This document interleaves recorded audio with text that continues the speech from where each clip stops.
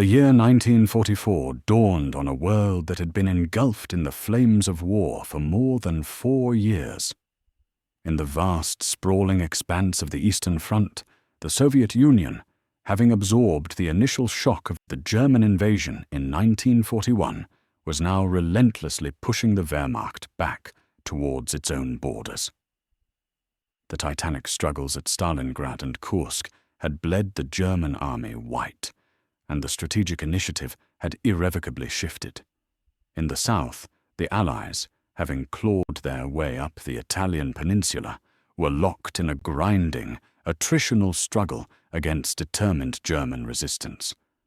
The skies over the Third Reich itself were no longer safe, as formations of American and British bombers rained down destruction on German cities and industrial centers, chipping away at the foundations of the Nazi war machine. Yet, despite these pressures, the heart of Nazi-occupied Europe, France, and the Low Countries remained a formidable fortress, a bastion of German power that seemed, to many, impregnable. From the northernmost tip of Norway to the border with Spain, a vast and complex system of fortifications known as the Atlantic Wall stood as a testament to Germany's determination to repel any seaborne invasion. It was a daunting prospect, a challenge of almost unimaginable scale, but one that the Allied powers knew they had to overcome if they were to achieve final victory.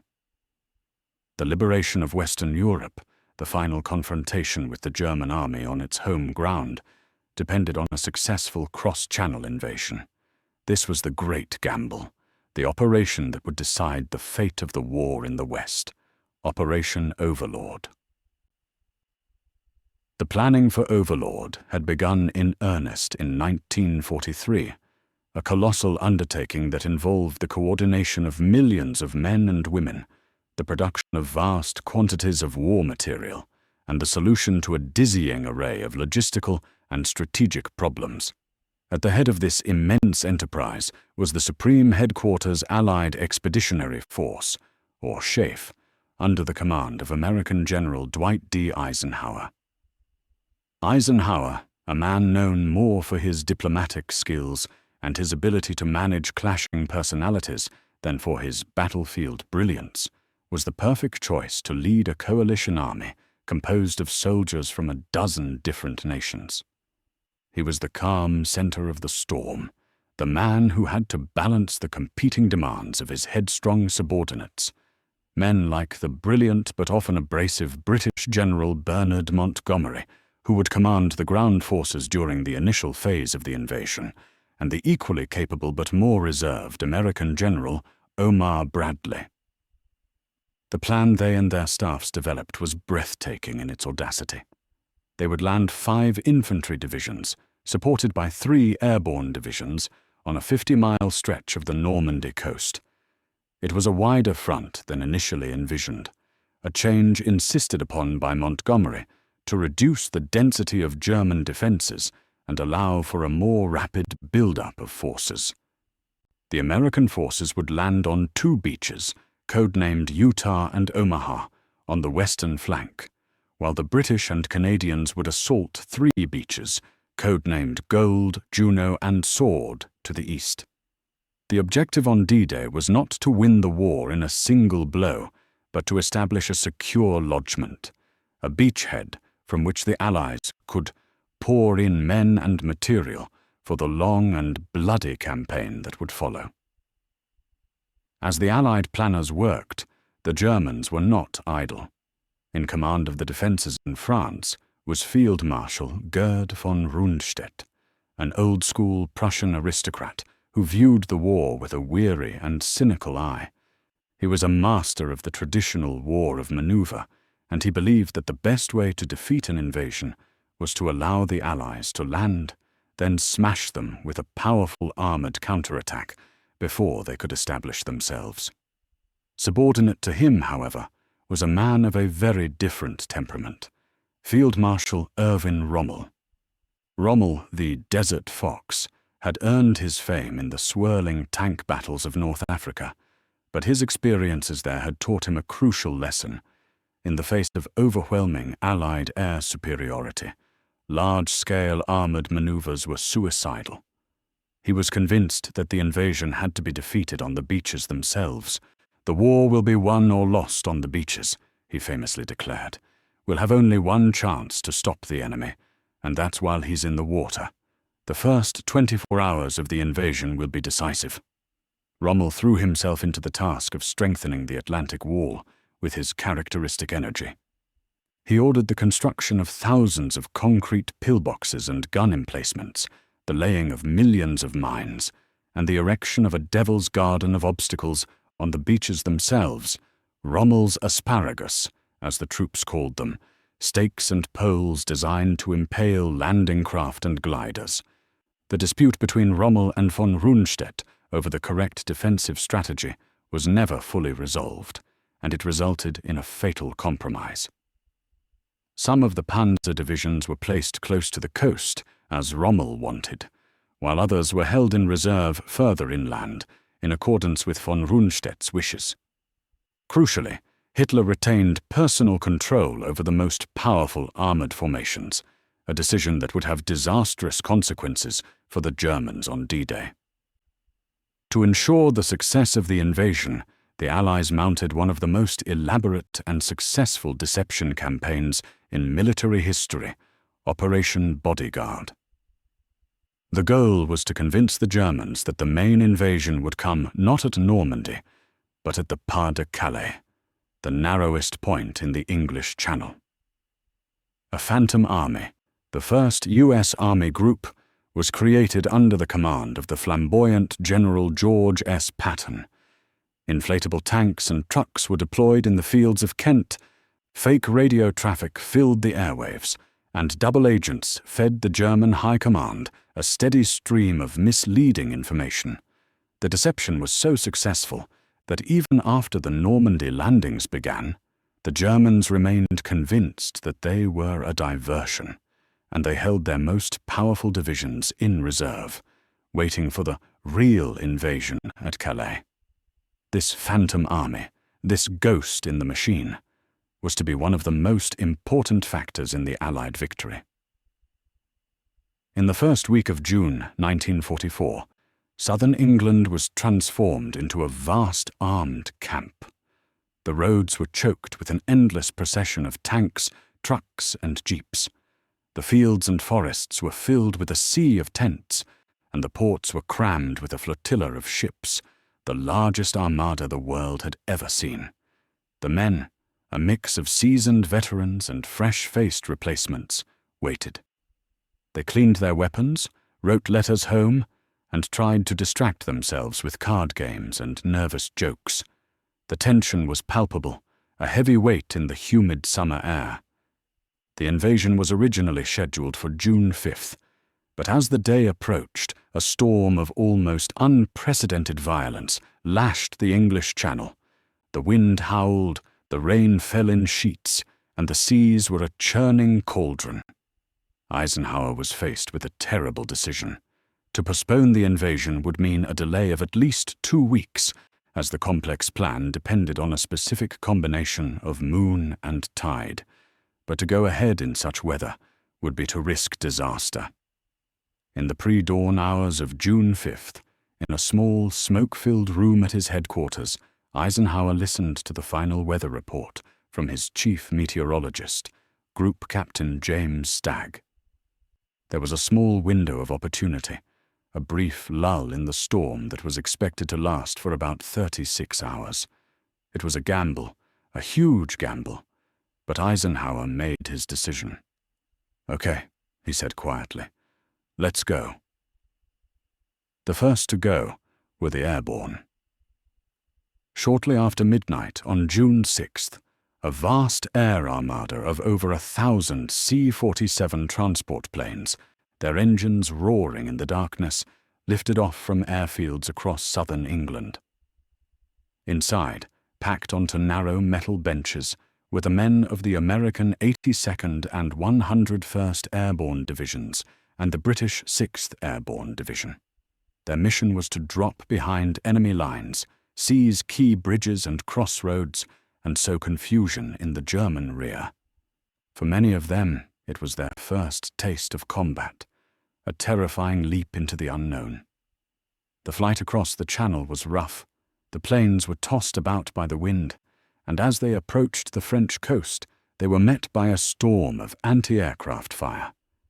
The carefully laid plans began to unravel. The pilots, many of them inexperienced, broke formation in the clouds and darkness, and the paratroopers were scattered across the Norman countryside like seeds in the wind. The men of the 82nd and 101st Airborne found themselves in a nightmare landscape of flooded fields and dense hedgerows. Many were drowned in the marshes, their heavy equipment dragging them down. Others were killed before they even hit the ground, their parachutes silhouetted against the burning flares dropped by German searchlights. But in the chaos and confusion, small groups of men began to find each other. Led by their officers and NCOs, they began to carry out their missions. The small town of Sainte-Mère-Église, a key objective of the 82nd Airborne, was captured in the pre-dawn hours, the first town in France to be liberated. The bridges over the Merderet River became the scene of a desperate and bloody struggle, as small groups of paratroopers fought off repeated German counterattacks. The fighting was at close quarters, a brutal and intimate affair fought with grenades, bayonets, and bare hands. To the east, the British 6th Airborne Division had a more concentrated drop. Their primary objective was to seize two bridges, one over the Caen Canal and the other over the Orne River, and to destroy the Merville Battery, a heavily fortified gun emplacement that threatened the landings on Sword Beach. In a textbook example of a coup de main operation, a small force of glider-borne infantry, led by Major John Howard, landed with pinpoint accuracy just yards from the Caen Canal Bridge. Within minutes, the bridge was in their hands, the German sentries overwhelmed before they could raise the alarm. The Orne River Bridge was also captured in a similar fashion. These two bridges, later renamed Pegasus and Horsa bridges in honor of the airborne forces, were a vital link in the Allied plan, securing the eastern flank of the invasion. The assault on the Merville Battery was a far more costly affair. The paratroopers were scattered, and only a fraction of the assault force reached the objective. But in a display of incredible courage, they charged the German positions, clearing the bunkers with grenades and bayonets, and silencing the guns that could have rained death on the beaches. As the airborne troops fought for their lives in the darkness, the great invasion fleet was approaching the coast of Normandy. It was a sight that beggared description, a steel city on the move, stretching for miles in every direction. Battleships, cruisers, and destroyers, their guns bristling, led the way, while behind them came a vast flotilla of transports, landing craft, and support vessels of every shape and size. As dawn broke on June 6th, the warships opened fire, a thunderous barrage that shook the very foundations of the earth. The sky was filled with the roar of planes as bombers of the Allied air forces dropped their deadly cargo on the German defenses. The Atlantic Wall, the supposedly impregnable fortress, was being subjected to a bombardment of unprecedented ferocity. But a bombardment, however powerful, can never completely destroy a well-prepared defense. And on one stretch of the Norman coast, the defenses were very well prepared indeed. This was Omaha Beach, a 5-mile crescent of sand dominated by high bluffs, a natural amphitheater of death. It was here that the American 1st and 29th Infantry Divisions were to land, and it was here that the Allied plan came closest to disaster. The pre-landing bombardment had been largely ineffective. The bombers, flying through thick cloud cover, had dropped their bombs too far inland, and the naval shells had, for the most part, sailed harmlessly over the heads of the defenders. The German troops on Omaha, the veteran 352nd Infantry Division were largely unscathed, and they were waiting. As the first wave of landing craft approached the shore, they were met by a storm of fire. Mortars, artillery, and machine guns, their fields of fire carefully pre-registered, tore into the flimsy boats. Men were cut down before they even had a chance to get off the ramps. Those who made it to the beach found themselves in a living hell. The sand was raked by a murderous crossfire, and there was nowhere to hide. The tide was coming in, and the wounded were in danger of drowning. The beach was littered with the dead and the dying, a scene of carnage that would be forever seared into the memories of the survivors. The carefully laid plans had disintegrated into chaos. The specialized tanks, designed to clear paths through the obstacles, had been launched too far out and had sunk in the heavy seas. The demolition teams, tasked with blowing gaps in the beach obstacles, had suffered horrendous casualties. The men were pinned down, leaderless and terrified, huddled behind the seawall, unable to move forward. For a time, it seemed that the landing at Omaha would fail. The reports reaching General Bradley on his command ship were so grim that he seriously considered evacuating the beach and diverting the follow-up waves to Utah or the British beaches. But on the beach itself, small acts of leadership and courage were beginning to turn the tide. A colonel, a captain, a sergeant, a corporal, men who had seen their leaders fall, men who knew that to stay on the beach was to die, began to rally the survivors. "There are two kinds of people who are staying on this beach," one officer told his men. "Those who are dead and those who are going to die. Now let's get the hell out of here." In small groups, they began to move forward, crawling and running from one crater to the next, cutting their way through the barbed wire and inching their way up the bluffs. The destroyers, their captains ignoring the risk of running aground, came in close to the shore, their guns firing at point-blank range at the German strongpoints. Slowly, painfully, the Americans began to gain a foothold. By the end of the day, they had clawed their way off the beach and had established a tenuous lodgment on the high ground beyond. But the cost had been terrible. Omaha Beach had earned its bloody nickname, Bloody Omaha. To the west of Omaha, at Utah Beach, the story was very different. Here, the landings of the 4th Infantry Division were a textbook success. A combination of factors contributed to this. The pre-landing bombardment had been far more effective, and the German defenses were much lighter. But the most important factor was a simple accident. Strong currents had pushed the landing craft 2,000 yards south of their intended target, to a sector of the beach that was only lightly defended. Brigadier General Theodore Roosevelt, Jr., the assistant division commander and the only general to land in the first wave, quickly realized the mistake. With a calm and decisive air, he declared, "We'll start the war from right here." It was a bold decision, but it was the right one.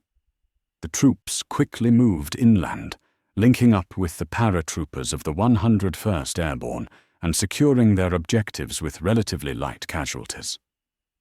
Further to the east, the British and Canadian forces were also having a more successful time of it.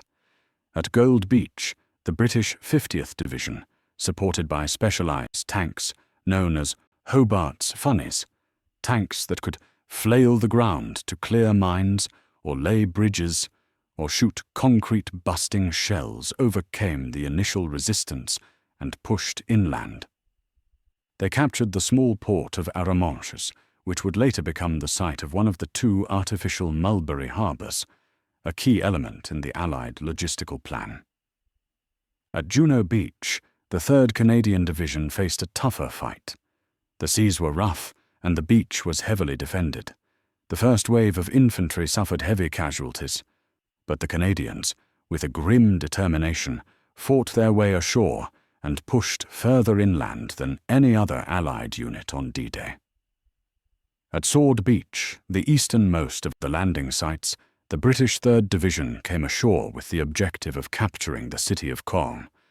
They quickly broke through the beach defences and linked up with the airborne troops at Pegasus Bridge. But as they advanced towards Caen, they ran into the 21st Panzer Division, the only German armoured division to be deployed against the landings on D-Day. The British advance was halted, and the battle for Caen, a battle that would last for more than a month and would reduce the ancient city to rubble, had begun. A special operation, almost a suicide mission, was also taking place on D-Day, to the west of Omaha Beach, on a sheer cliff face known as Point du Hoc, a small force of U.S. Army Rangers was attempting to do the impossible.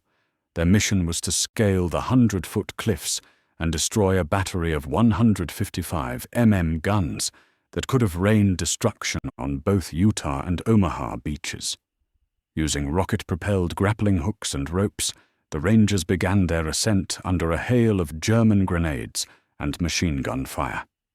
It was a brutal and exhausting climb, but they made it to the top. When they got there, however, they made a shocking discovery. The guns were gone. The Germans had moved them inland.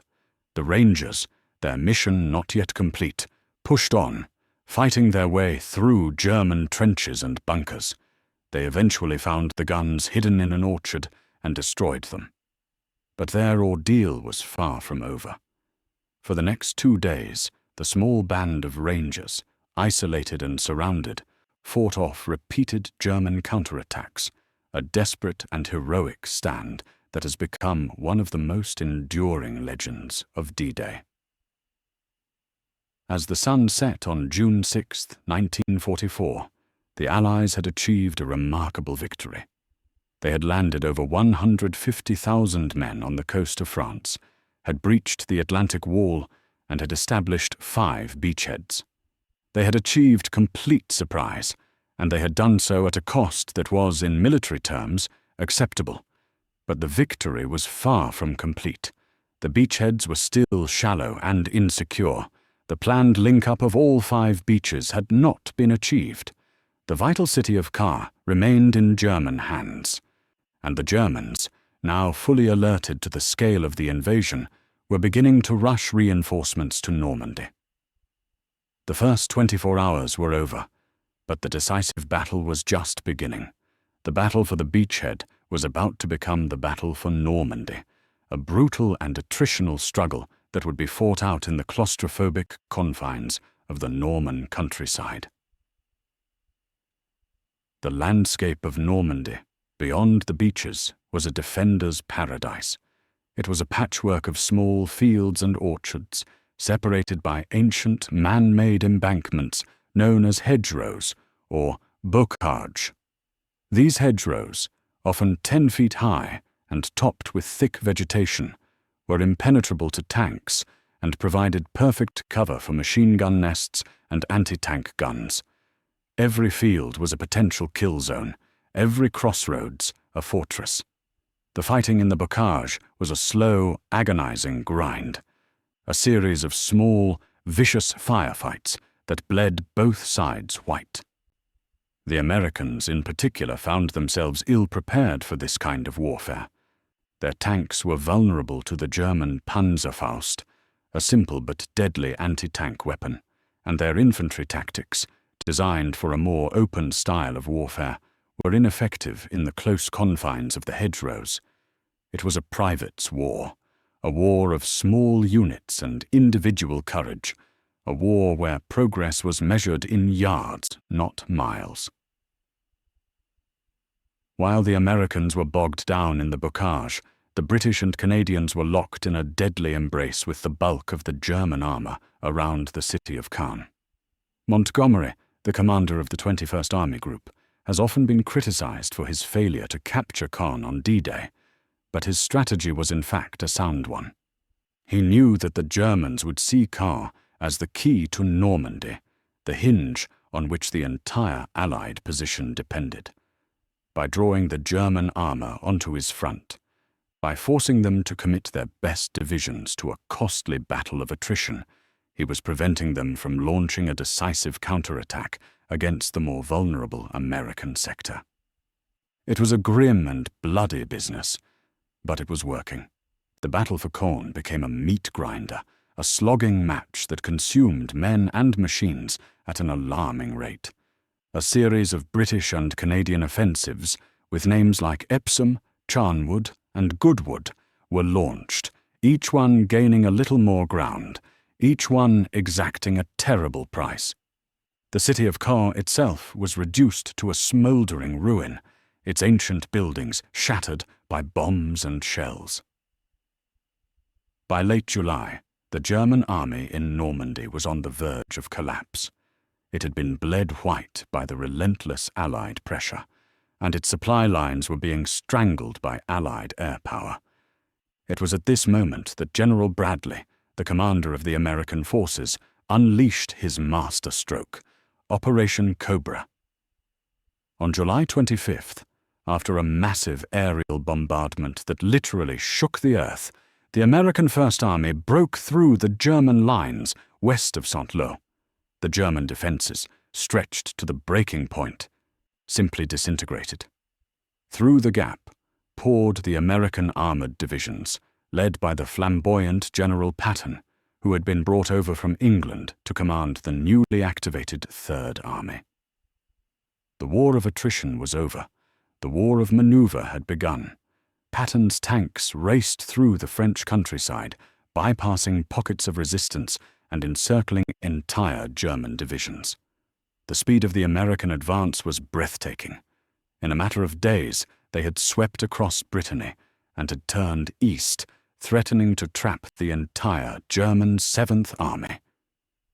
The German High Command, and Hitler in particular, refused to see the reality of the situation. Instead of ordering a strategic withdrawal, Hitler ordered a desperate counterattack at Mortain, an attempt to cut off the American spearheads and drive a wedge between the American and British armies.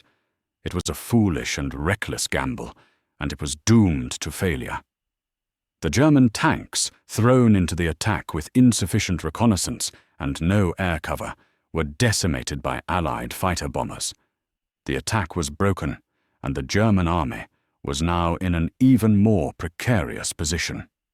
The Allied armies now had the opportunity to encircle and destroy the bulk of the German forces in Normandy.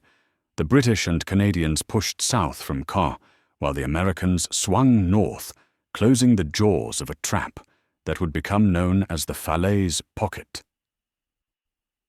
The scene inside the Falaise Pocket was a vision of hell.